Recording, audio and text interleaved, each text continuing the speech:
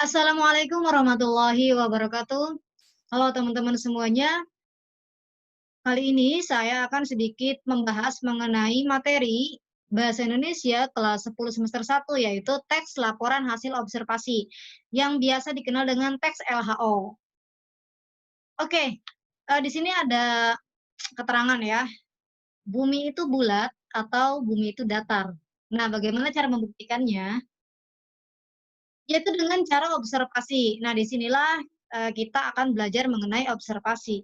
Dan, hasil dari observasi itu kita jadikan sebagai teks ya, teks yang dinamakan dengan teks laporan hasil observasi. Oke, observasi itu menurut Kamus Besar Bahasa Indonesia yaitu peninjauan secara cermat ya. Jadi kalau hasil observasi yaitu teks yang berisi hasil dari peninjauan secara cermat, seperti itu. Nah, teks hasil observasi itu teks yang berisi penjabaran umum atau melaporkan sesuatu berupa hasil dari pengamatan atau observasi ya.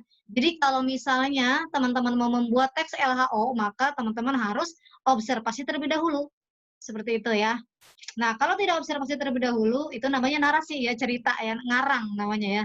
Nah, kalau misalnya, menuliskan suatu hal yang berdasarkan opini kita saja, itu namanya teks eksposisi, bukan teks laporan hasil observasi.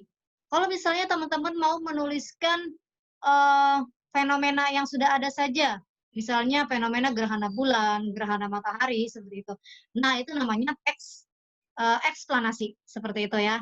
Nah, jadi di sini saya harap teman-teman bisa bisa membedakan jenis-jenis teks yang memang, ada di dunia ini ya, gitu ya, baik di pelajaran bahasa Indonesia, bahasa Inggris, maupun bahasa-bahasa yang lain ya. Nah, karena di mana-mana itu pasti ada yang namanya teks, seperti itu.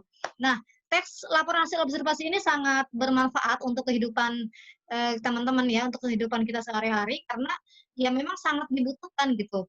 Ketika teman-teman, duduk di bangku SMA, kemudian apalagi teman-teman sudah kuliah dan sudah kerja itu, wah butuh banget yang namanya teks laporan hasil observasi ya. Apalagi teman-teman yang ingin menjadi seorang peneliti, Masya Allah ya. Nah, sekarang pemanasan terlebih dahulu untuk memahami bagaimana sih teks laporan hasil observasi itu, mengenai strukturnya, kebahasaannya, contohnya, dan sebagainya ya. Oke, langsung saja. Nah, kita lihat di sini ada contoh teks laporan hasil observasi. Nah, di sini ada judulnya bunga bangkai. Nah, bisa dilihat teksnya dari kiri ya di sini, Amorphohalus adalah nama marga bunga bangkai, tumbuhan dari suku talas-talasan ini. Bunganya pada waktu-waktu tertentu mengeluarkan bau bangkai yang keras sehingga umum dinamai sebagai bunga bangkai. Nah, ini teman-teman bisa baca sendiri, ini contoh dari teks laporan hasil observasi. Tentu orang yang menulis ini, tentunya memang sudah observasi terlebih dahulu. Ini bukan fenomena, tetapi memang hasil observasi, seperti itu. Oke, bisa dilihat ya. Silakan teman-teman bisa membaca terlebih dahulu. Dari sini sampai menikmati baunya. Nah, jelaskan ya. Oke, selanjutnya, di dalam sebuah teks pasti ada yang namanya struktur ya, struktur teks. Nah, misalnya kita belajar teks narasi, oh strukturnya itu ada orientasi, ada komplikasi, ada resolusi, dan ada reorientasi, seperti itu. Nah, ini di dalam teks LHO, apa saja struktur dalam teks LHO? Yang pertama itu pernyataan umum. Nah, pernyataan umum itu isinya apa sih? Nah, pernyataan umum itu isinya definisi dan klasifikasi biasanya ya. Nah, biasanya itu ada di awal paragraf, itu namanya pernyataan umum. Oh iya, tentu ya di dalam struktur teks itu ada yang namanya judul, cuma tidak saya tuliskan di sini. Semua jenis teks itu strukturnya pasti ada judulnya, seperti itu. Kalau tidak ada judulnya itu namanya apa ya? Diary kali ya. Nah, di sini pernyataan umum contohnya seperti apa, kita lihat di sini. Nah, yang paragraf awal ini Amorphalus adalah nama marga bunga bangkai. Nah, di sini ada kata-kata khas adalah, itu kan kata-kata khas, definisi ya.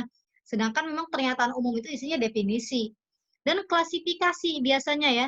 klasifikasi itu kelompoknya, misalnya bunga bangkai itu kelompoknya masuk ke mana sih gitu ya, diklasifikasikan, dikelaskan ke mana sih, seperti itu. Teman-teman bisa lihat di sini pernyataan umumnya yang mana saja, dari mana sampai mana, seperti itu ya. Nah, kita lihat di sini di paragraf kedua, beranggotakan sekitar 200 spesies. Herba berumbi ini menyebar di wilayah tropika dan ugahari. Banyak jenisnya yang bersifat endemik, dari sekitar 25 spesies yang tumbuh di Indonesia, 18 diantaranya endemik. 8 spesies menyebar terbatas di Sumatera, 5 di Jawa, 3 di Kalimantan, dan 1 spesies endemik Sulawesi. Nah, ini juga masih termasuk pernyataan umum ya, teman-teman ya. Gitu. Oke, lanjut ke teks struktur yang berikutnya. Struktur teks LHO yang berikutnya yaitu deskripsi bagian. Deskripsi itu berarti menggambarkan. Kalau misalnya tadi judul teksnya itu bunga bangkai, artinya di sini di dalam teksnya itu harus ada deskripsi mengenai bunga bangkai itu sendiri. Oke, kita cek ke teks yang tadi ya. Jadi bolak-balik ini nggak apa-apa ya. Nah, di sini contohnya apa nih deskripsi bagian? Nah, kita lihat di paragraf ketiga, tumbuhan bunga bangkai berupa ternak atau herba dengan umbi di bawah tanah. Fase vegetatif atau daun tumbuh bergantian dengan fase generatif, bunga dan buah. Umbi bunga bangkai berbentuk bulat gepeng. Nah, berbentuk bulat gepeng. Nah, ini penggambaran terhadap bunga bangkai, terhadap umbi bunga bangkai. Yang disinilah yang namanya deskripsi bagian, seperti itu ya. Nah, kalau misalnya teman-teman bisa lihat ya, struktur yang lain selain deskripsi bagian itu nama lainnya aspek yang dilaporkan. Jadi sebenarnya struktur XLH itu ada 3, pernyataan umum, aspek yang dilaporkan, dan simpulan. Nah, cuma di sini saya detailkan lagi ya, bahwa aspek yang dilaporkan itu terdiri dari deskripsi bagian dan deskripsi manfaat. Jadi agar teman-teman juga enak ketika memang menuliskan teks laporan hasil observasi, yang memang benar-benar hasil penelitian dari teman-teman, gitu. Nah, di sini contohnya sampai mana nih kira-kira teks, struktur teks yang bagian deskripsi bagian ya. Nah, oke kita lihat lagi. Hingga tahun 2005, rekor bunga tertinggi di penangkaran dipegang oleh Kebun Raya Bonn, Jerman yang menghasilkan bunga setinggi, nah gitu-gitu ya. Mhm, mhm. Nah, teman-teman bisa lihat di sini deskripsi bagiannya sampai mana.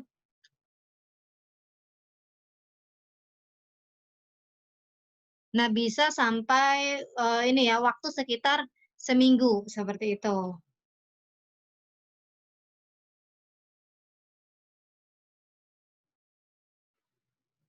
Nah, next ke struktur yang berikutnya, yaitu ada deskripsi manfaat.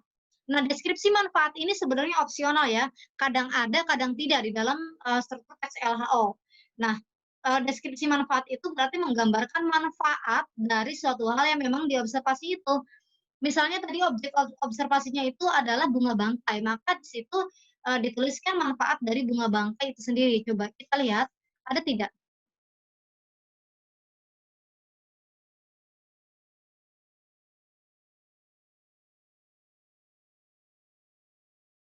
Nah, eee,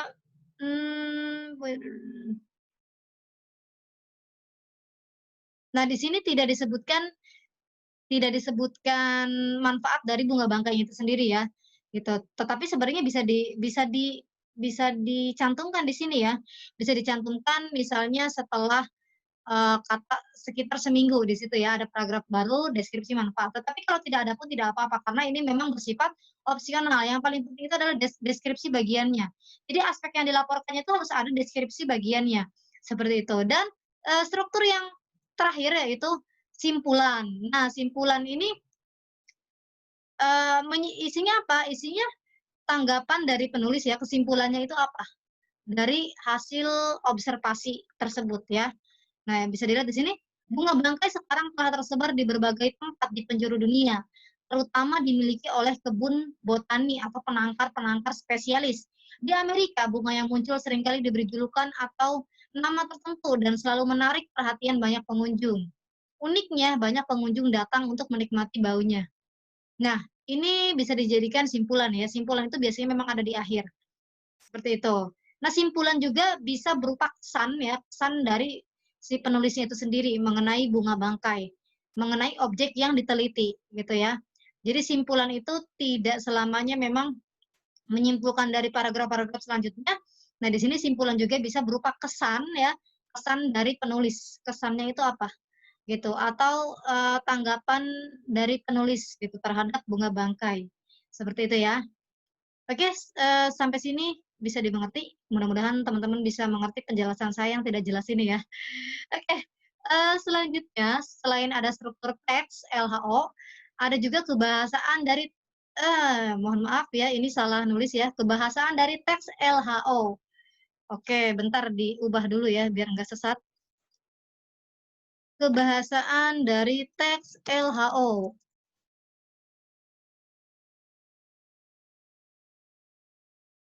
Bentar. Oke, kebahasan dari teks LHO yang pertama itu menggunakan kalimat definisi. Nah, kalimat definisi itu apa? Kalimat definisi itu yang menggunakan verba penghubung ya. Ciri-ciri dari kalimat definisi itu biasanya ada kata adalah, iyalah, yaitu, termasuk, digolongkan, dikelompokkan, terdiri atas, disebut, meliputi, dan sebagainya ya. Itu ciri-ciri dari kalimat definisi. Nah, contohnya di sini, mamalia adalah binatang yang menyusui. Di sini ada kata adalah yang mencirikan bahwa ini tuh sebuah definisi, ya. Seperti itu. Kayak tadi di teks bunga bangkai itu ada ya, bunga bangkai adalah. Nah, itu ciri khas dari kalimat definisi, seperti itu. Dan kalimat definisi ini jelas ada di XLHO, makanya di sini dibahas di kebahasaan. Oh, kebahasaan itu apa sih? Belum dijelaskan ya tadi ya. Kebahasaan itu ciri khas bahasa yang digunakan di sebuah teks. Kalau di sini judulnya itu kebahasaan teks LHO, maka ciri khas bahasa yang digunakan pada teks LHO ini. Seperti itu. Jelas ya teman-teman ya? Oke, kemudian contoh yang kedua, kucing besar merupakan hewan pemangsa dan pemakan daging. Nah, di sini ada ciri lagi dari kalimat definisi. Apa cirinya di sini? Merupakan. Nah, gitu ya. Jadi ketika memang teman-teman membuat teks LHO, maka harus ingat juga di sini kebahasaannya ya. Gitu. Jadi yang pertama itu menggunakan kalimat definisi. Seperti itu. Kemudian selain menggunakan kalimat definisi, di dalam, teks LHO juga menggunakan banyak istilah ya. Istilah itu apa sih? Istilah itu, eee, apa ya, kelompok kata ya, gitu. Kalau kelompok kata itu ada verba oh ya bukan kelompok kata ya, lebih tepatnya apa ya istilah itu, kayak penamaan kata ya. Misalnya gini loh, misalnya aja ya, saya kurang bisa mendefinisikan tentang istilah ya. Contohnya saja, misalnya istilah biologi ya, ada mamalia ya, ada, apes misalnya ya, ada reptilia, ada mimikri, ada metamorfosis, seperti itu ya. Misalnya istilah geografi ada danau, ada zona, ada, eee, benua, ada samudra, seperti itu ya. Nah, kemudian istilah apalagi ya, istilah, mmm politik misalnya ada kampanye dan sebagainya. Nah itu istilah, jadi ada pengkhususannya lagi gitu, ini kelompoknya loh, jadi istilah itu kata yang berkelompok. Ini masuk kelompok mana loh, gitu ya, paham ya? Nah jadi di dalam LHO itu selain ciri-cirinya itu menggunakan kalimat definisi, juga banyak menggunakan istilah. Nah ini mamalia, ini istilah kan ya, pemangsa, pemakan, itu istilah. Istilah apa? Ya istilah apa? Istilah biologi ya. Berbeda dengan kata yang biasa, misalnya tangan, ya. Tangan, ini kata atau bukan? Jelas ini kata ya. Kata itu apa sih? Kata itu kumpulan huruf yang memiliki makna, ya. Kalau kumpulan huruf saja, misalnya WK, WK, WK, WK itu kumpulan huruf ya, tetapi tidak memiliki makna, seperti itu. Jadi kalau kata itu kumpulan huruf yang memiliki makna. Nah, di sini tangan misalnya ya, tangan itu termasuk istilah atau bukan? Nah, tangan itu hanya termasuk kata ya, gitu. Artinya apa? Cari di KBBI, seperti itu. Nah, kalau istilah itu memang biasanya jarang kita temui juga ya, di dalam kehidupan kita sehari-hari, seperti itu. Berbeda dengan kata yang umum, gitu ya. Jadi istilah itu lebih khusus lagi. Oke, next. Yang kedua ada kalimat deskripsi. Kalimat deskripsi itu kalimat yang berisi gambaran sifat-sifat benda yang dideskripsikan. Ya, ini jelas ada di kebahasaan teks LHO ya. Misalnya di sini, oh ya, yang dideskripsikan itu apa biasanya? Sifat-sifatnya ya, berupa ukuran, besar, kecil, tinggi, rendah. Nah, ini sifat ya, sifat, kata sifat. Kemudian warna, merah, kuning, biru, gitu. Ketika memang saya menyebutkan warna merah, nah, kira-kira Anda itu terbayangkan tidak warnanya? Nah, terbayangkan kan itu yang namanya deskripsi ya, membayangkan, menggambarkan. Seperti itu. Kuning, wah langsung pikiran kita ke warna kuning. Biru, ya begitu juga ya. Manis, wah itu langsung ya, langsung apa ya, terbayangkan ya, terdeskripsikan. Nah, ini namanya kalimat deskripsi. Nah, contohnya apa? Contoh kalimatnya, harimau dapat mencapai tinggi 1,5 meter, panjang 3,3 meter, dan berat 300 kilogram. Dari kalimat ini Anda secara tidak langsung akan membayangkan, oh harimau itu paling tinggi segitu ya. Paling tinggi seaku nih, 1,5 meter misalnya ya, seperti itu. Nah, kemudian contoh yang kedua, kucing itu bulunya berwarna putih. Kita langsung terbayangkan, oh iya, kucing itu bulunya berwarna, kucing yang itu bulunya berwarna putih. Dan coklat keemas-emasan, bukan coklat, jadi coklat ya, yang benar itu ya. Coklat keemas-emasan. Oh, kebayang nih, kebayang. Nah, itu deskripsi ya. Dengan belang atau loreng berwarna hitam. Nah, bayangkan saja satu kalimat ini deskripsi namanya teman-teman ya. Oke, selanjutnya menggunakan kalimat simplex. Kalimat simplex itu biasa disebut dengan kalimat tunggal. Kalimat itu apa sih? Kalimat itu sesuatu hal. Kalau tadi itu kata kumpulan huruf yang memiliki makna, kalau kalimat itu kumpulan kata yang memiliki makna. Nah, tetapi katanya itu memiliki pola juga ya. Disebut kalimat itu ketika minimalnya ada satu subjek dan satu predikat. Ketika minimalnya memiliki satu subjek dan satu predikat, itu disebut kalimat. Misalnya, saya makan, itu kalimat. Ya, saya subjek, makan predikat. Seperti itu. Nah, predikat itu bisa berupa kata kerja ya. Kalau subjek itu pelakunya. Subjek itu tidak selamanya yang hidup ya. Gitu, yang mati pun bisa jadi subjek. Seperti itu. Cuma di situ subjeknya aktif atau tidak. Makanya di situ ada kalimat aktif dan kalimat pasif. Nanti kita bahas di next video ya. Sekarang fokus ke kalimat simplex terlebih dahulu. Nah, karena tadi kita sudah tahu makna dari kalimat itu sendiri itu apa ya, kalimat itu merupakan sebuah kumpulan kata yang memang terdiri dari minimal satu subjek dan satu predikat. Seperti itu minimalnya ya. Kalau misalnya SPOK ya nggak apa-apa, itu kalimat ya, gitu. Tadi minimalnya. Kalau misalnya gini, saya ke dapur, saya subjek ke dapur itu keterangan ya, keterangan ya, saya ke dapur.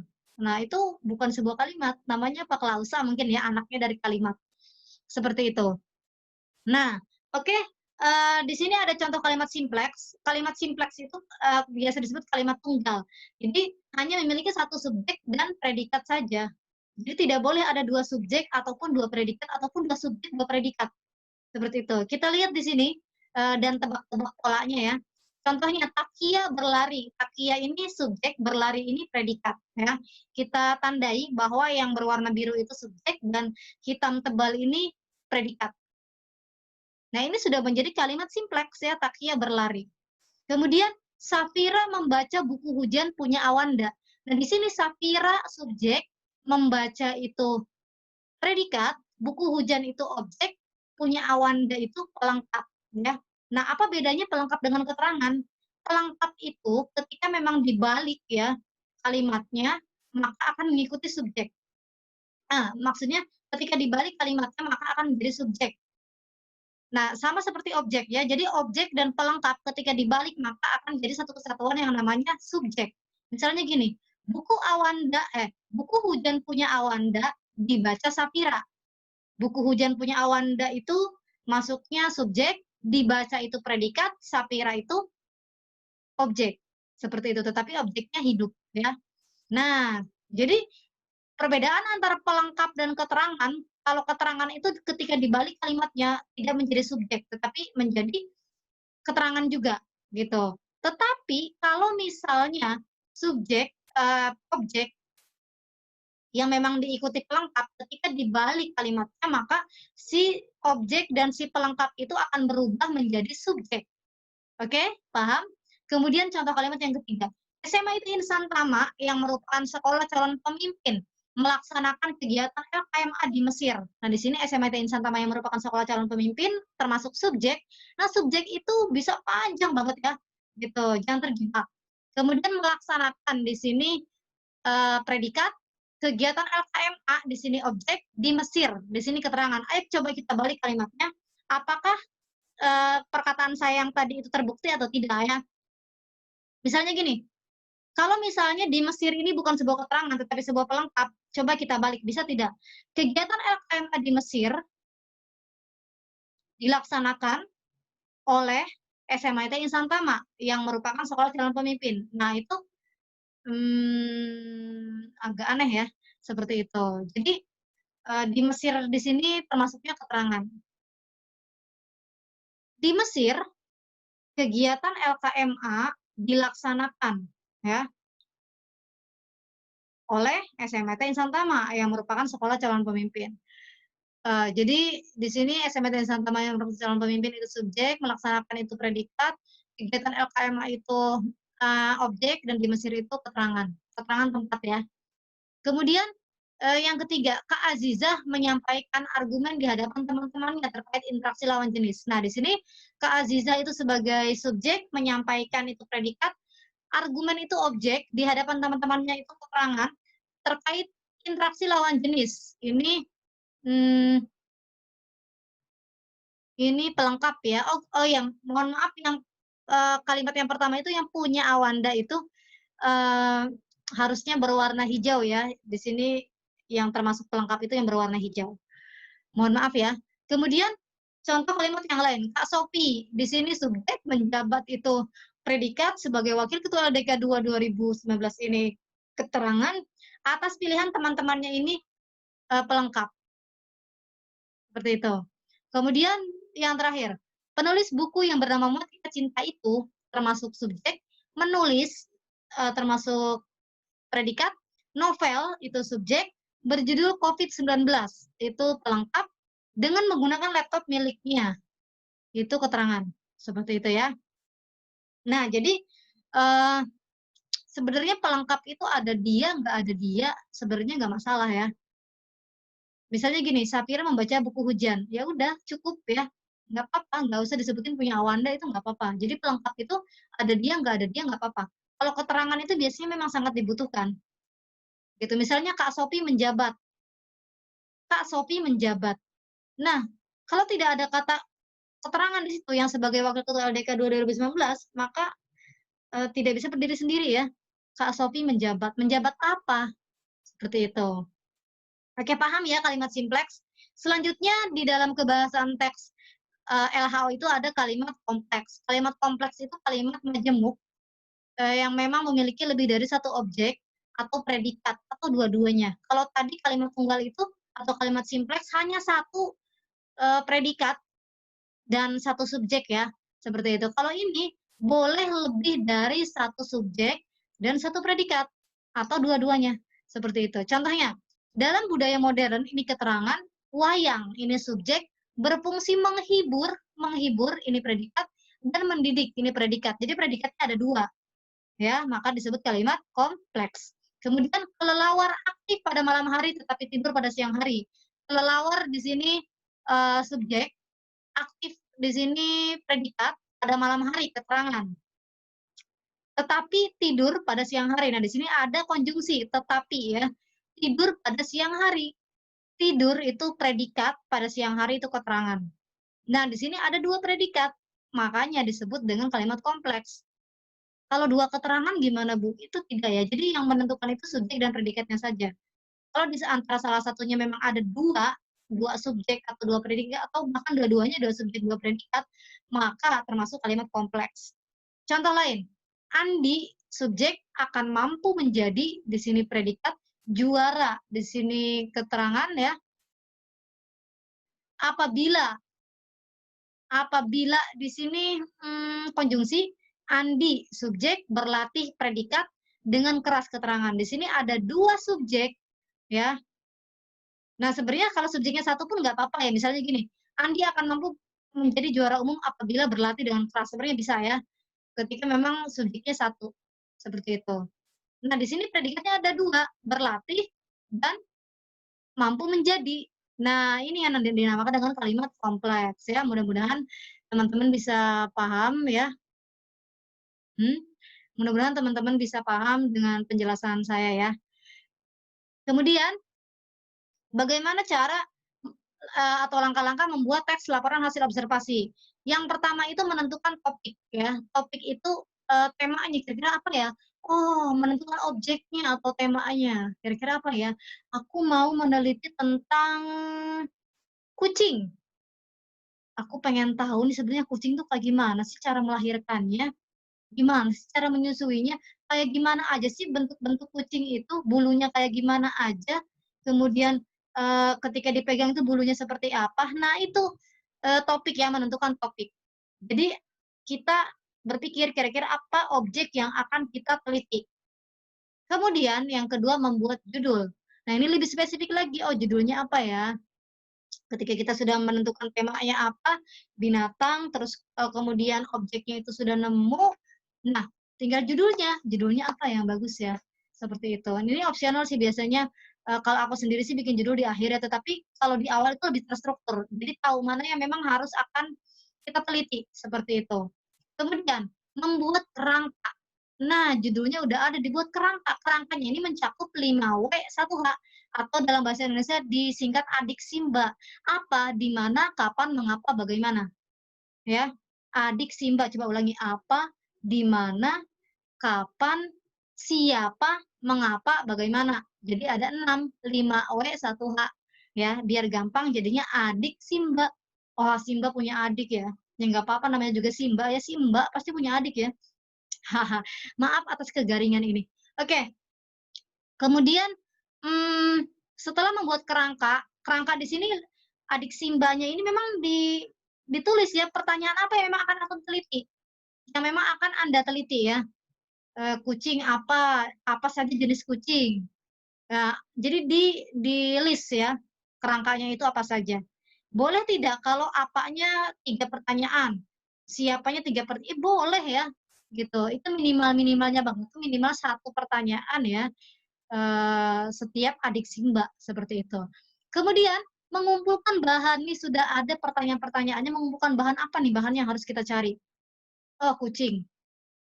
Oh, bulu kucing nih ya. Oh, status, apa ya namanya, yang buat melihat lup-lup ya, gitu. Kemudian apalagi ya? Nah, itu membuat mengumpulkan bahan-bahan itu bukan berarti bahan penelitiannya saja ya, tetapi memang, bahan yang berupa bacaan ya, itu juga sama mengumpulkan bahan. Kemudian mengembangkan kerangka. Nah, jadi sudah ada kerangkanya, sudah ada bahannya, tinggal masukin bahan ke kerangka dan mengembangkan kerangka. Jadilah teks LHO, kemudian bisa disunting atau diedit. Seperti itu, teman-teman. Oke, di sini ada contoh soal. Ayo kita berlatih, teman-teman. Tumbuhan bersifat stasioner atau tidak bisa berpindah atas kehendak sendiri, meskipun beberapa alga hijau bersifat motil karena memiliki flagellum. Akibat sifatnya yang pasif ini, tumbuhan harus beradaptasi secara fisik atas perubahan lingkungan dan gangguan yang diterimanya. Istilah motil mempunyai makna. Nah, maknanya apa? Silakan cari di KBBI ya, teman-teman ya. Silakan kemudian jawab di komentar boleh ya, boleh banget untuk membantu yang lain. Seperti itu. Nah, ini contoh soal teks laporan hasil observasi. Kemudian, wah panjang banget ya. Burung merpati adalah salah satu hewan dalam kelas Apes yang paling banyak tersebar di dunia, hampir di seluruh bagian dunia kecuali Antartika. Dapat ditemukan burung merpati. Nah, di sini teman-teman bisa baca sendiri ya. Aku kalau bacain tuh ngebudah ya, berbusa ntar ya. Oke, kita fokus pertanyaannya, objek observasi dalam teks tersebut adalah, nah objeknya apa nih? Objek itu berarti yang diteliti. Ayo apa ya? Silakan jawab. Kemudian makna kata apes. Nah, maknanya apa ya? Bisa dilihat di KBBI. Kemudian kalimat yang berisi pernyataan umum, yang mana pernyataan umum 1, 2, 3, 4, atau 5. Kemudian kalimat yang berisi deskripsi bagian, yang mana 1, 2, 3, 4, atau 5. Dan kalimat yang berisi deskripsi manfaat itu yang mana. Itu gampang banget teman-teman ya. Mudah-mudahan teman-teman bisa mengerjakan ini dengan mudah ya. Silakan boleh tuliskan jawabannya di kolom komentar. Kemudian, nah udah selesai ternyata ya. Wah, cepet banget nih. Nah, alhamdulillah materi tentang teks LHO sudah dijelaskan ya dari awal sampai akhir. Ini sih sebenarnya tidak terlalu detail, tapi mudah-mudahan bisa membantu teman-teman dan teman-teman guru maupun teman-teman murid ya yang memang lagi membutuhkan banget penjelasan mengenai teks LHO. Karena ketika memang teman-teman baca sendiri di berbagai website itu berbeda-beda ya dan membuat teman-teman menjadi pusing 125 keliling ya, gitu. Jadi di sini aku berusaha untuk memudahkan teman-teman saja ya, dan di sini insya Allah materi yang aku sampaikan tuh nggak sesat-sesat banget ya, dan insya Allah bisa dipertanggungjawabkan. Apabila ada requestan materi, teman-teman bisa tuliskan di kolom komentar. Nanti insya Allah dibahas di next video. Oke, terima kasih banyak atas perhatian teman-teman. Terima kasih banyak sudah menonton video dari awal sampai akhir ya. Semoga bisa bermanfaat untuk teman-teman. Dan jangan lupa ya, nyalakan loncengnya, subscribe, nyalakan loncengnya, like, komen, dan share. Oke, terima kasih banyak, semoga bermanfaat. Mohon maaf atas penjelasan yang kurang jelas ini dan sangat garing ya. Ya, oke, sekian. Wassalamualaikum warahmatullahi wabarakatuh. Dadah.